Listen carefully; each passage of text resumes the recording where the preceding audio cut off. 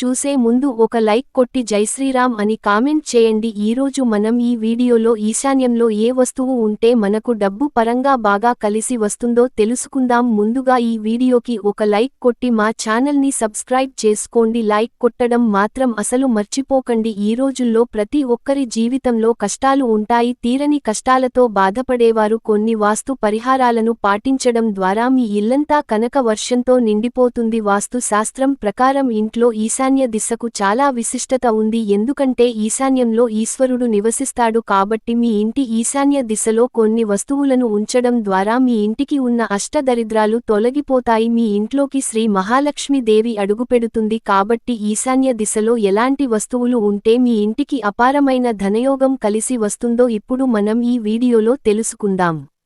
ఈశాన్య దిశకు అధిపతి ఈశ్వరుడు. ఈశాన్య దిశ మన తలరాతనే మార్చేస్తుంది. అయితే ప్రతి సోమవారం రోజున ఉదయం స్నానం చేసి మీ ఇంటి విషయాన్ని దిక్కున కూర్చుని ఓం నమఃశివాయ అనే మంత్రాన్ని 108 సార్లు జపిస్తే ఈశ్వరుని అనుగ్రహం మీ కుటుంబం పైన ఉంటుంది. ఇంట్లో ఎలాంటి సమస్యలు లేకుండా మీ ఇల్లు అంతా సిరసంపదలతో నిండిపోతుంది. ఎవరికైతే కటిక పేదరికం అనుభవిస్తారో అలాంటివారు ప్రతి సోమవారం ఒకసారి మీ ఇంటి విషయాన్ని దిక్కున నువ్వుల నూనెతో ఒక దీపం వెలిగించండి.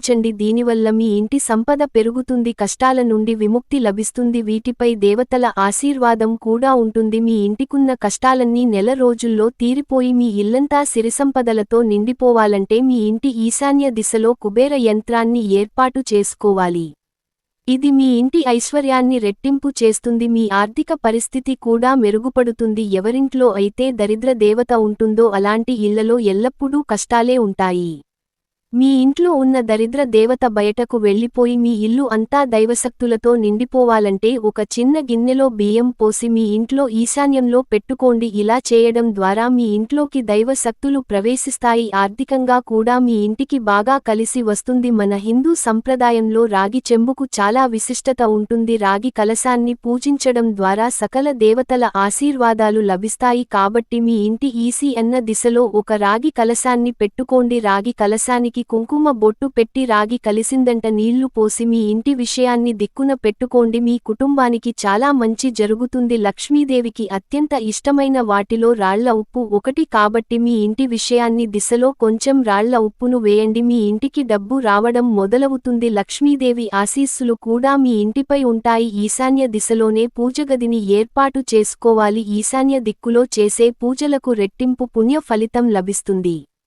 ఇంటి ఈశాన్య దిశలో బరువులు పెట్టకూడదు. ఈశాన్య దిశలో బరువులు ఉంటే మీ ఇల్లంతా కటిక పేదరికంతో నిండిపోతుంది. ఇంట్లో ఉన్న సంపద కూడా నశించిపోతుంది. వాస్తు శాస్త్రం ప్రకారం మీ ఇంటి ప్రధాన ద్వారానికి ఎదురుగా ఒక అద్దాన్ని ఏర్పాటు చేసుకోండి. ఇలా అద్దం పెట్టడం వల్ల మీ ఇంటి ఐశ్వర్యం పెరుగుతుంది. ఉత్తర దిశలో కుబేరుడు కొలువై ఉంటాడు కాబట్టి మీ ఇంటి ఉత్తర దిశలో ఒక చిన్న తాబేలు విగ్రహాన్ని ఏర్పాటు చేసుకోండి. మీకున్న డబ్బు సమస్యలన్నీ వెంటనే తొలగిపోతాయి. అలాగే మీ ఇంటి గుమ్మం ముందు కుంకుమతో స్వస్తి గుర్తును వేసుకోండి. ఇంటి ముందు స్వస్తి గుర్తు ఉంటే మీ ఇంట్లో డబ్బుకు కొరత ఉండదు.